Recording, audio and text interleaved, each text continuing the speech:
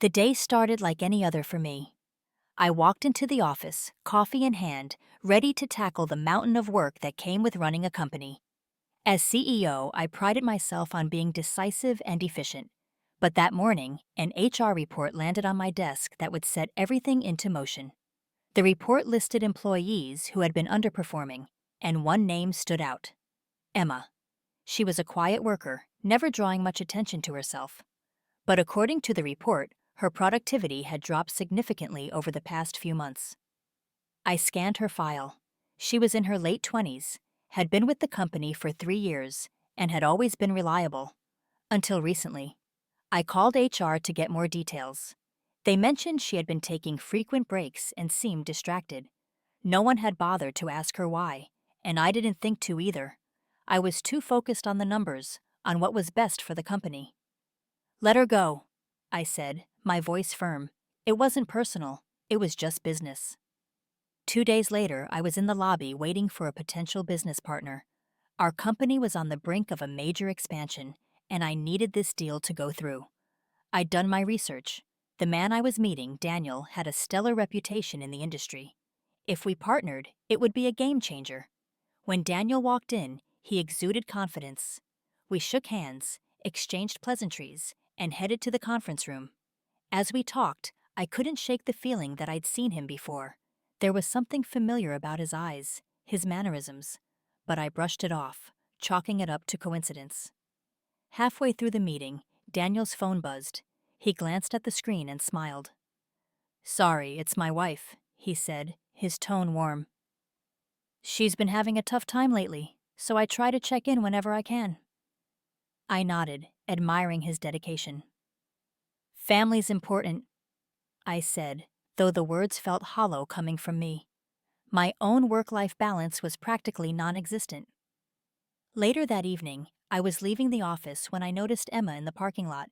She was standing by her car, wiping tears from her face. Guilt gnawed at me. I'd fired people before, but something about this felt different. Maybe it was the way she'd quietly accepted the news, or the vulnerability I saw in her now. I approached her hesitantly. "Emma?" She looked up, startled, and quickly tried to compose herself. "Oh, hi, Mr. Reynolds. I didn't expect to see you." "Are you okay?" I asked, though I already knew the answer. She hesitated, then sighed. I'm fine, just trying to figure out my next steps. It's been a rough few months." "I'm sorry things had to end this way," I said, though the words felt inadequate. "If there's anything I can do."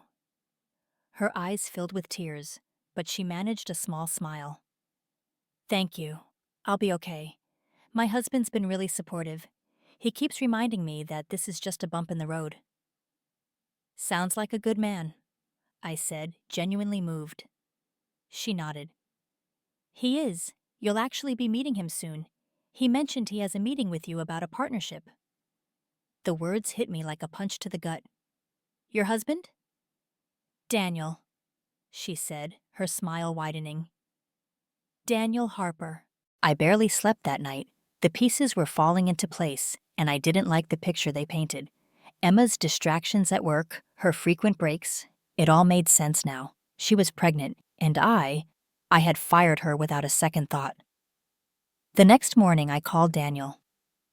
"Can we meet?" I asked, trying to keep my voice steady.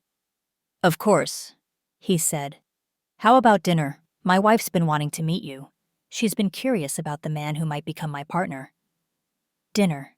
With Daniel. And Emma. I agreed, though the thought filled me with dread. When I arrived at the restaurant, they were already there. Emma looked radiant despite everything, her hand resting gently on her growing belly. Daniel's eyes lit up when he saw her, and the love between them was palpable. "Mr. Reynolds," Emma said, standing to shake my hand. Her tone was polite, but there was a hint of tension beneath it. "It's nice to see you again." "You too," I said, my voice barely above a whisper. The dinner was a blur. Daniel spoke passionately about the partnership, but my mind kept drifting to Emma. How could I have been so blind, so cold? When the meal ended, Daniel excused himself to take a call, leaving Emma and me alone. Emma, I began, my voice trembling. I owe you an apology. I didn't. I didn't know. She looked at me, her expression unreadable. Didn't know what? That I was pregnant? That I was struggling? Or that firing me would turn my world upside down? I swallowed hard. All of it. I was so focused on the business that I didn't stop to consider the person behind the numbers. It was wrong, and I'm sorry. Her eyes softened, but she didn't let me off the hook. Sorry doesn't undo the damage, Mr. Reynolds. But thank you for saying it.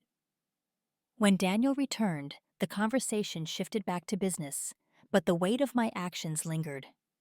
As I left the restaurant that night, I knew I had a lot to think about, and a lot to make right.